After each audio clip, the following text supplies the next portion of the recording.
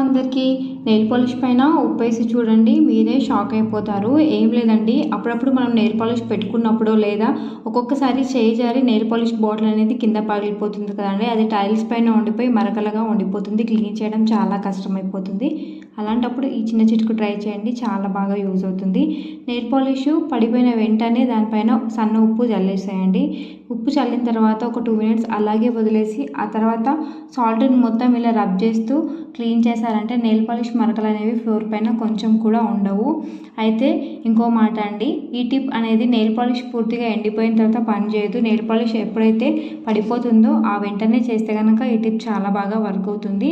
ఒకసారి మీరు ట్రై చేయండి.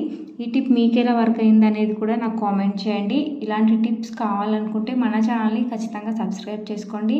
ఈ టిప్ నచ్చినట్లయితే చిన్న లైక్ చేసి మన ఛానల్ని ఖచ్చితంగా సబ్స్క్రైబ్ చేసుకోండి. ఎవరికైనా యూస్ఫుల్ అవుతుంది వీడియో అనుకుంటే మాత్రం ఖచ్చితంగా షేర్ కూడా చేయండి. ఉంటా మరి, బాయ్.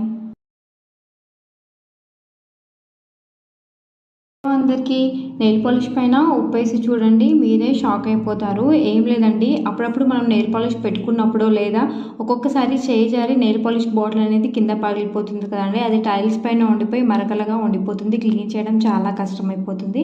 అలాంటప్పుడు ఈ చిన్న చిట్కు ట్రై చేయండి, చాలా బాగా యూజ్ అవుతుంది. నెయిల్ పాలిష్ పడిపోయిన వెంటనే దానిపైన సన్న ఉప్పు చల్లేసేయండి. ఉప్పు చల్లిన తర్వాత ఒక 2 మినిట్స్ అలాగే వదిలేసి ఆ తర్వాత సాల్ట్ని మొత్తం ఇలా రబ్ చేస్తూ క్లీన్ చేశారంటే నెయిల్ పాలిష్ మరకలు అనేవి ఫ్లోర్ పైన కొంచెం కూడా ఉండవు.